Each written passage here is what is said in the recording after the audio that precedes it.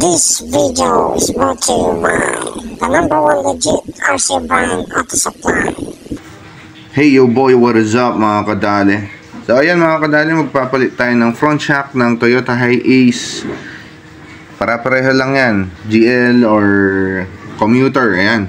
So mabilisan lang to, hindi naman kayo pagpapawisan dito kadali. So ang unang kailangan natin yung jack, ayan, para maitaas yung ating van. Tapos yan, yung pangalis ng gulong. Tapos mag-ready kayo ng number 14 na ayan, oh. Yan. So number 14, vice grip, tsaka socket wrench na 17 yung size. So ayan, mabilisan lang to kadali. So alisin ko na yung gulong kadali. Mamaya ako na papakita kung anong gagawin natin doon sa loob, no? Mabilisan lang kadali. Let's go kasi paggabi na. Ayan, no?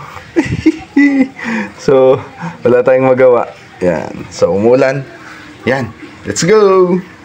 Kadali, kaya ko kayo pinag-ready ng size 14.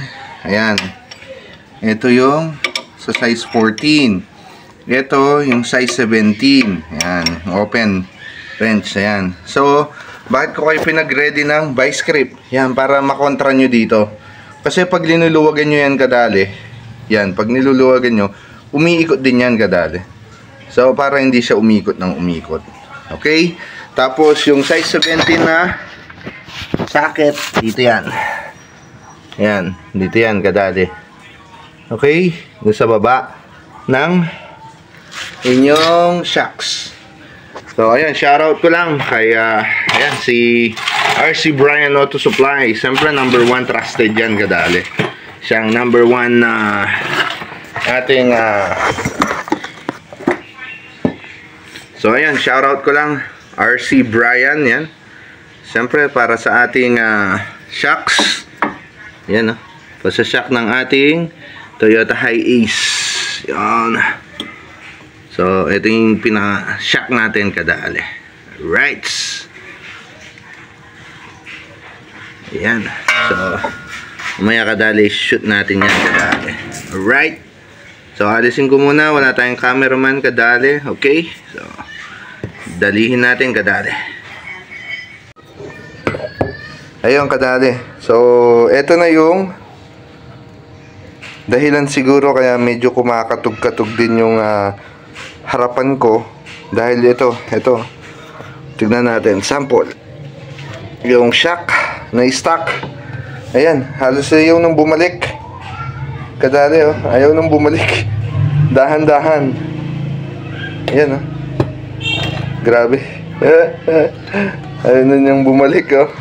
Pero itong KYB kadali, napakatigas. Yung stock napakalambot. Pero itong KYB, kailangan mo ng malakas na puwersa.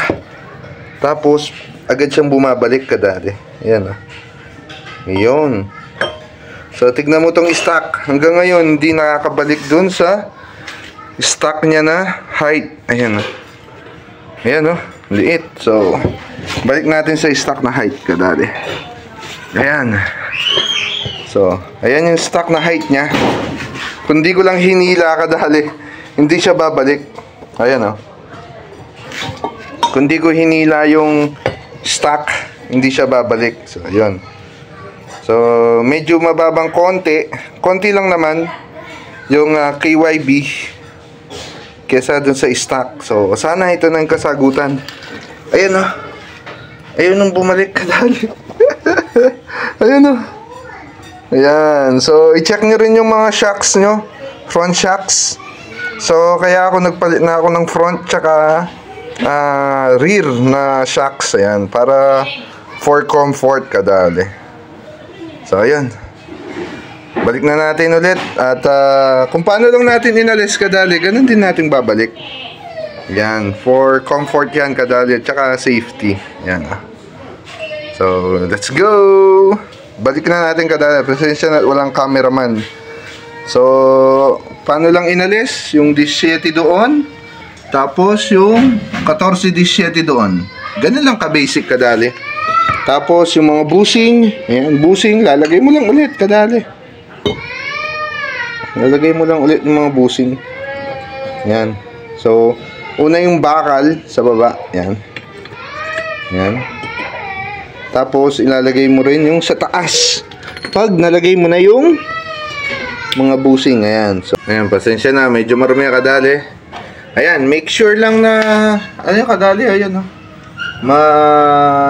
Higpitan nyo ng maayos. So, ayan, oh. Higpitan ng maayos. Good na siya. At ayun. Okay, good as new na naman kadali. So, balik nyo lang siya kung paano nyo siya inalis kanina. Ayan, oh. So, ako, linagyan ko lang ng sako ng rubber, tsaka ako lang pininturahan. So, ayun, oh. Yan. So, ayan kadali. KYB shock. Yan, front shock. So, wag niyong kakalimutan, kadali, PM nyo lang si RC Brian. Yan, RC Brian Auto Supply. Ayan, meron silang page, kadali. Ito, ayan, lalagay ko. So, solid, napaka-solid niyan, kadali. Si RC Brian Auto Supply. So, ayan.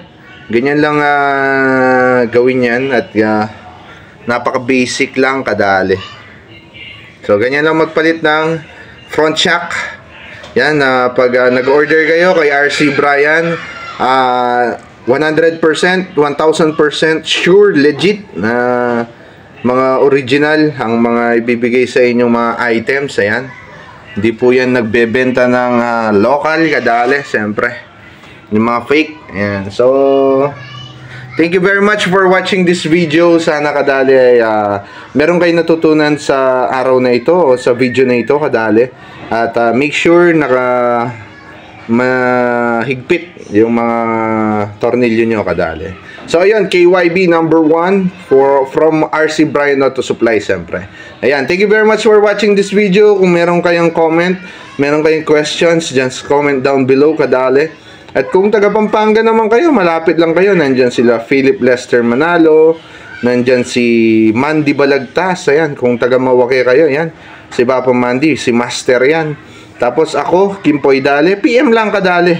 Marami tayong tropa na napaka-basic lang. Kung gusto nyong pagawa, bigyan nyo lang ng pang-merienda. Ako, bigyan mo lang akong pang-kape, kadali, okay na ako. So, ayun, thank you very much for watching this video. And ride safe sa inyong lahat. Mr. Worldwide, Dale. God bless mga kadali. Bye-bye.